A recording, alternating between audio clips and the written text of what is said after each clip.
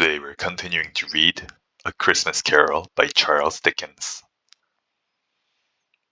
But if they had been twice as many, 4 times, old Fezziwig would have been a match for them, and so would Mrs. Fezziwig. As to her, she was worthy to be his partner in every sense of the term. If that's not high praise, tell me higher, and I'll use it. A positive light appeared to issue from Fezziwig's calves. They shone in every part of the dance like moons. You couldn't have predicted, at any given time, what would have become of them next.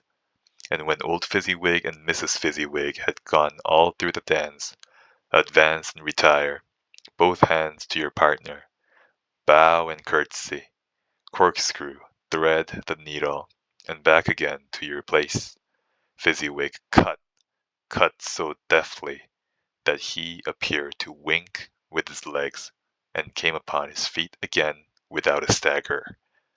When the clock struck 11, this domestic ball broke up. Mr. and Mrs. Fezziwig took their stations, one on either side of the door, and shaking hands with every person individually as he or she went out, wished him or her a Merry Christmas. When everybody had retired but the two prentices, they did the same to them, and thus the cheerful voices died away, and the lads were left to their beds, which were under a counter in the back shop.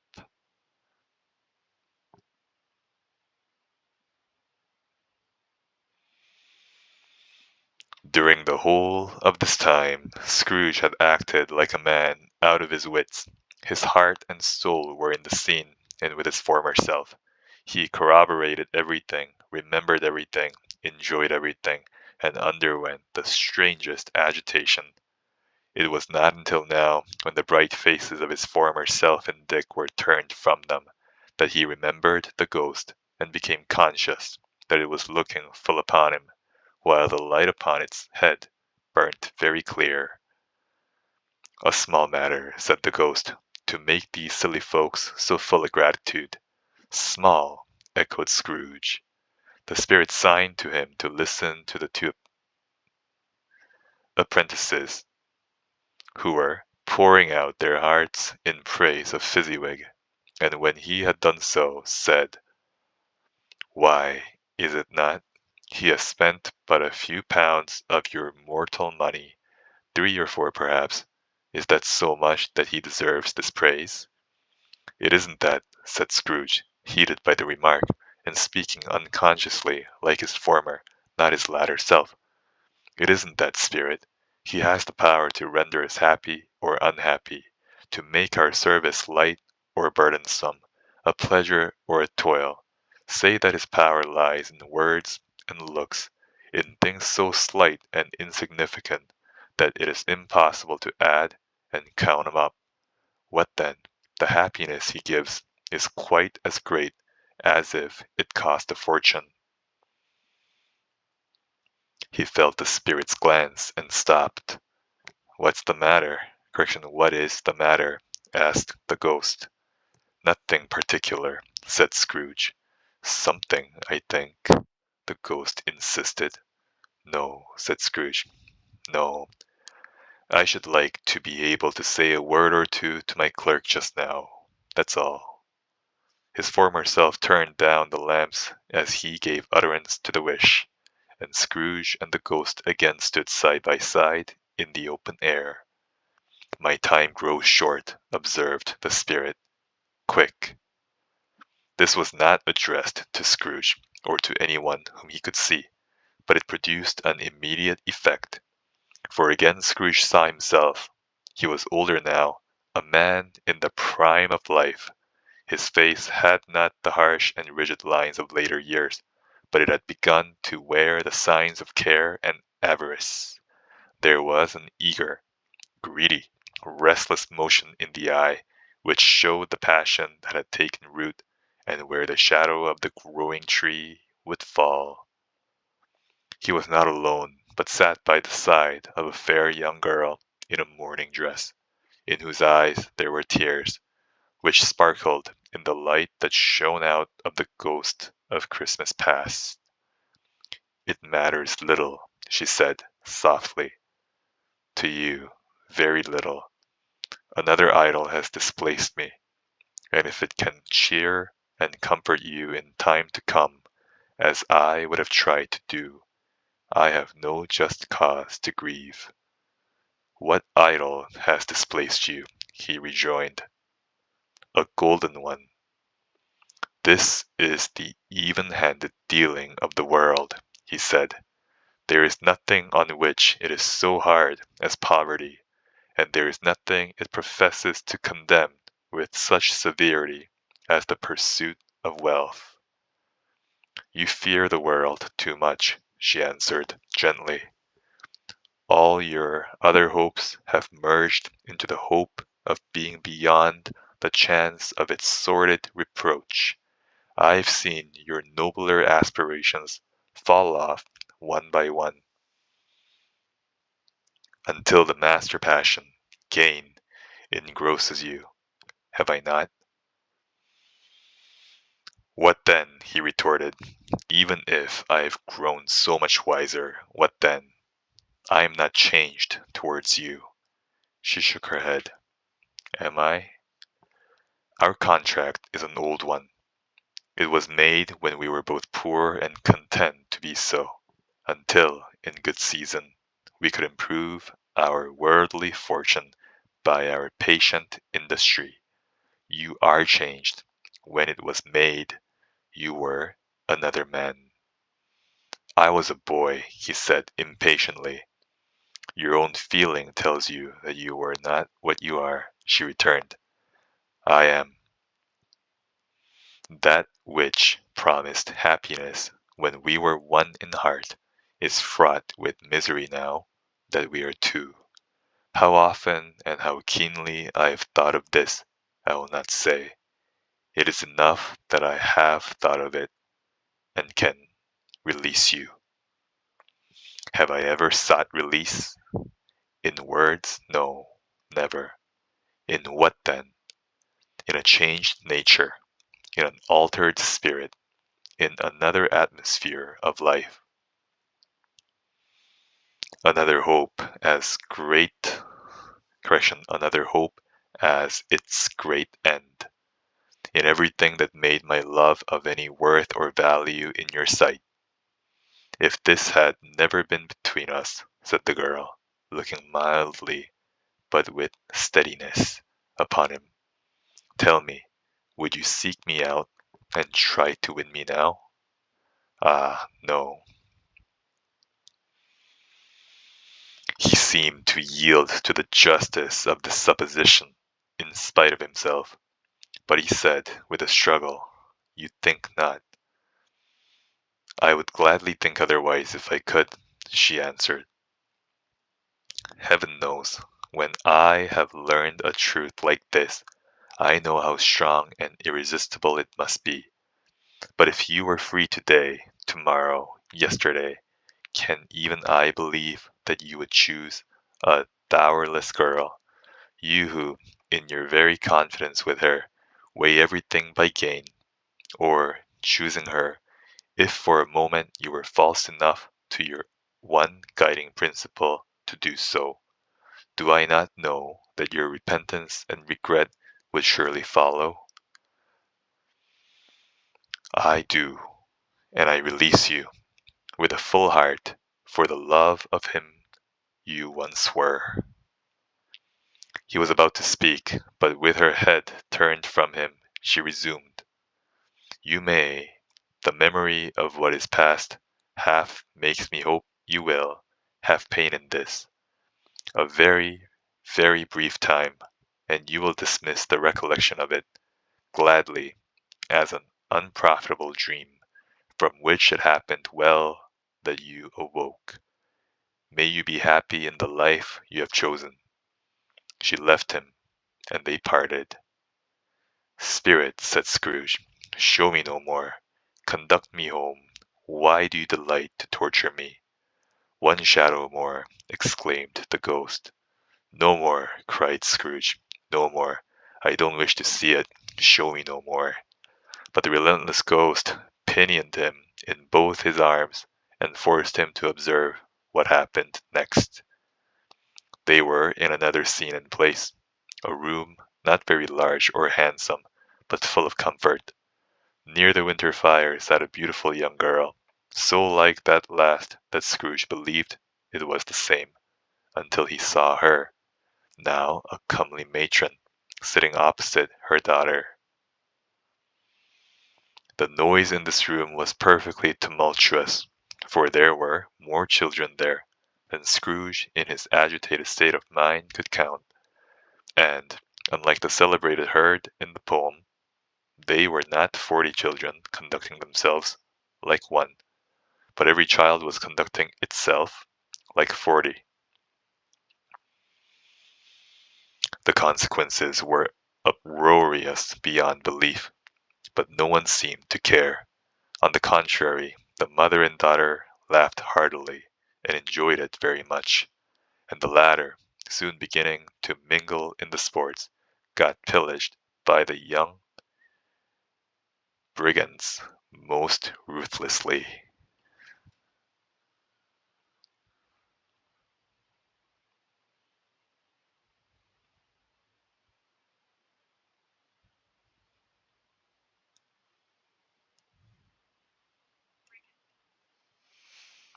What would I not have given to be one of them, though I never could have been so rude? No, no, I wouldn't for the wealth of all the world have crushed that braided hair and torn it down, and for the precious little shoe I wouldn't have plucked it off, God bless my soul. To save my life. As to measuring her waist in sport, as they did, bold young brood, I couldn't have done it. I should have expected my arm to have grown round it for a punishment, and never come straight again. And yet I should have dearly liked, I own, to have touched her lips, to have questioned her, that she might have opened them, to have looked upon the lashes of her downcast eyes, and never raised a blush, to have let loose waves of hair, an inch of which would be a keepsake beyond price. In short, I should have liked, I do confess, to have had the lightest license of a child, and yet to have been man enough to know its value.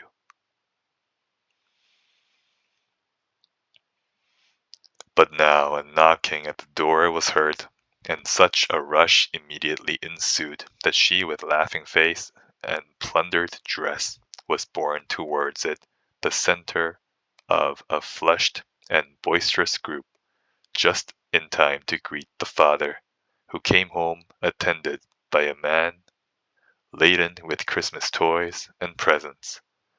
Then the shouting and the struggling and the onslaught that was made on the defenseless porter, the scaling him with chairs for ladders to dive into his pockets, despoil him of brown paper parcels, hold on tight by his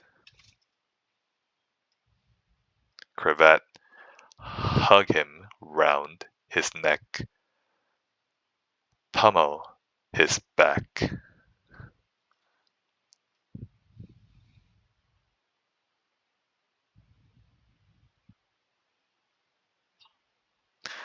Correction.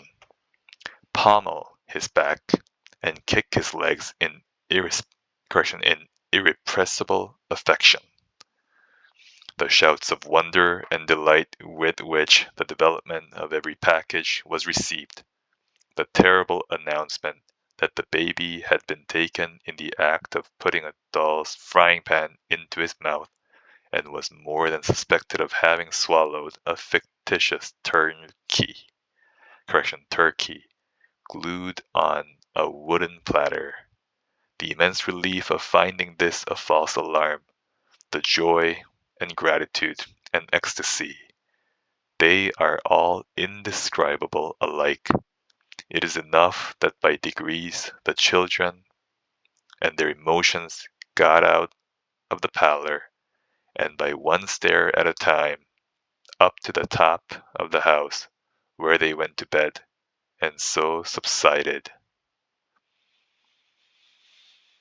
And now Scrooge looked on more attentively than ever, when the master of the house, having his daughter leaning fondly on him, sat down with her and her mother at his own fireside, and when he thought that such another creature, quite as graceful and as full of promise, might have called him father, and been a springtime in the haggard winter of his life, his sight grew very dim indeed.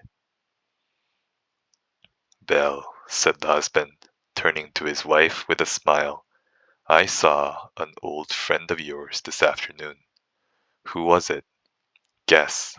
How can I? Tut, don't I know?" she added in the same breath, laughing as he laughed. "Mr. Scrooge." Mr. Scrooge it was. I passed his office window, and as it was not shut up, and he had a candle inside, I could scarcely help seeing him. His partner lies upon the point of death, I hear, and there he sat alone, quite alone in the world, I do believe. "Spirit," said Scrooge in a broken voice, "remove me from this place." "I told you these were shadows of the things that have been," said the ghost. "That they are what they are. Do not blame me." "Remove me," Scrooge exclaimed. "I cannot bear it." He turned upon the ghost, and seeing that it looked upon him with a face in which, in some strange way, there were fragments of all the faces it had shown him, wrestled with it. "Leave me. Take me back. Haunt me no longer."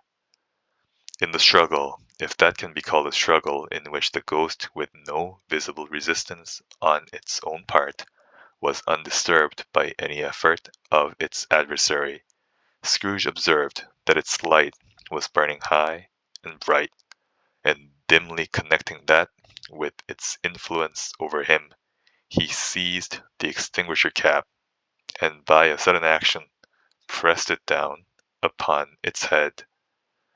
The spirit dropped beneath it, so that the extinguisher covered its whole form.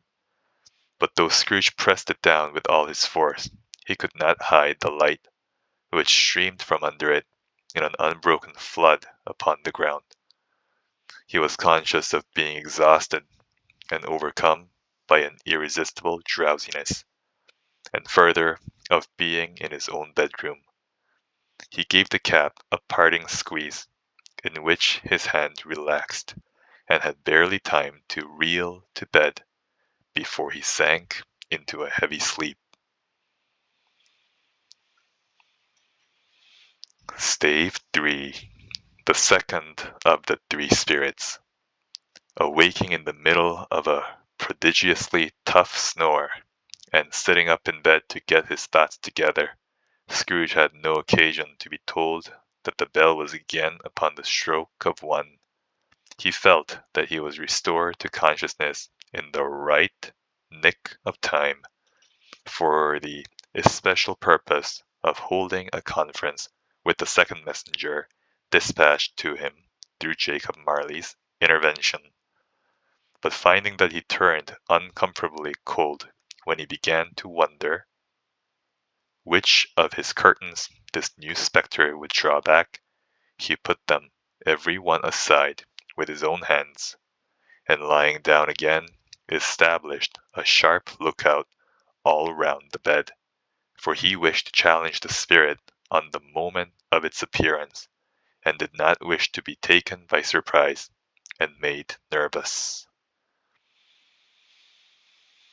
Gentlemen of the free and easy sort, who plume themselves on being acquainted with a move or two, and being usually equal to the time of day, express the wide range of their capacity for adventure by observing that they are good for anything from pitch and toss to manslaughter, between which opposite extremes, no doubt, there lies a tolerably wide and comprehensive range of subjects.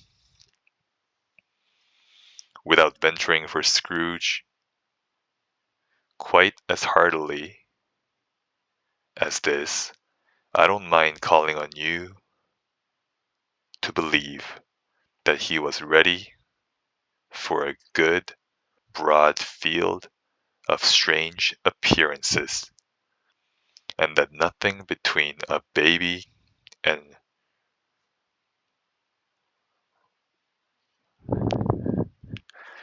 rhinoceros would have astonished him very much.